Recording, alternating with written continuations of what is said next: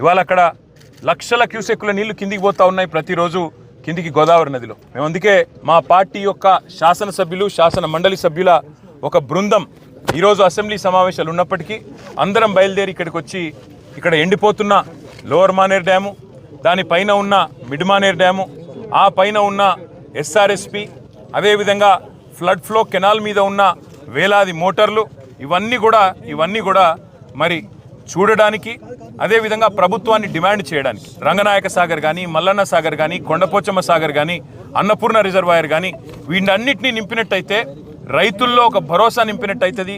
సాగునీటి విషయంలో ఒక పూర్తి స్థాయి స్పష్టత రైతులకు వస్తుందనే ఉద్దేశంతో మేము ఈ కాళేశ్వరం సిస్టంలోని రిజర్వాయర్లు, అదేవిధంగా పంప్ హౌజులు వాటి సందర్శనకు బయలుదేరి రాష్ట్ర ప్రభుత్వ దృష్టికి ముఖ్యంగా తీసుకొని ఒక్క విషయం రాదలిచినాం.